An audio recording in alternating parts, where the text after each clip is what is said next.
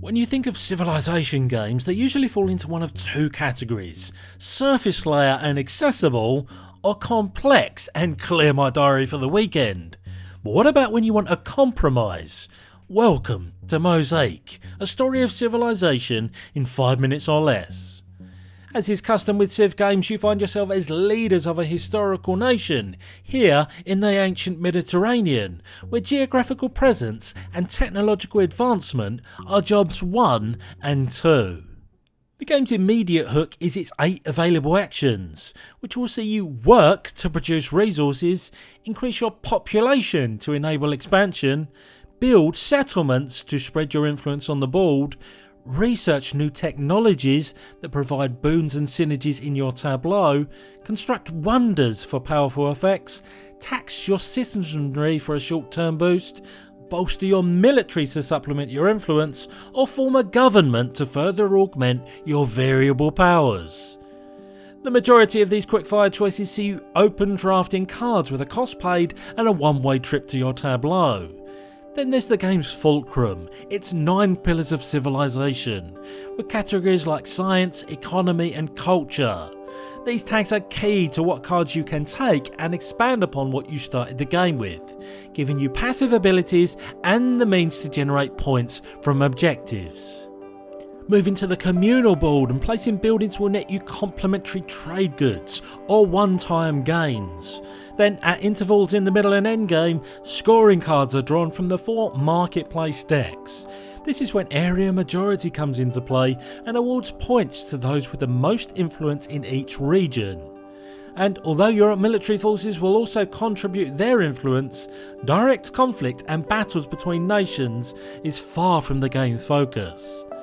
Throughout, players will vie for and work towards civilization achievements, unlock golden ages, forge forms of government, and grab points from left, right and centre before one of the endgame conditions is met. So why might you like it? Well, for one, the game's pacing never allows you to get too bogged down and isolated in your own little world. You take one of the available less than time consuming actions and pass. Simple. But encouragingly, each turn provides enough of a reward that you're happy to get these short, sharp doses of engagement, knowing that it'll be back to you before you know it. And speaking of actions, they're all laid out there in front of you on the communal board, which makes this a fairly easy teach, despite its big and bold production. And the variety of choice does a good, if somewhat abstract job of representing the different aspects of civilization. The way then that those actions play out, especially on the board, is the main reason no two games will play exactly the same. What you also find as the game slowly trickles into life as you transition toward the mid-game is that there are so many ways to garner points, and you're never forced to zero in on one particular game plan and just ride that donkey to the finish line. It's more a case of, okay, I'm going to focus on these 2 or 3 pillars of civilization, but I'm also going to fetch points from here, there and everywhere.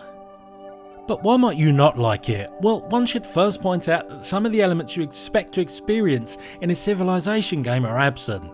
Exploration is not particularly organic, as there's very little restriction on building placement.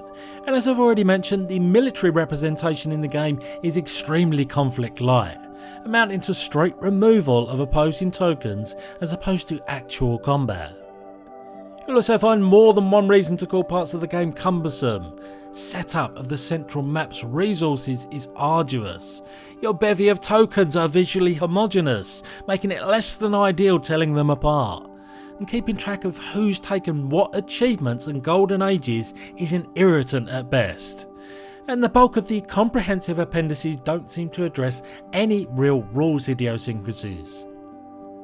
If you're looking for similar games, then Rurik, Dawn of Kiev and the Golden Ages are in the same ballpark. Mosaic though really does bring so much that you'd hope for in that medium weight bracket of civilization games. Alas, I've been the voice of Benji, and this video has ended. I very much pontificated on why this game is called what it is, and you know what?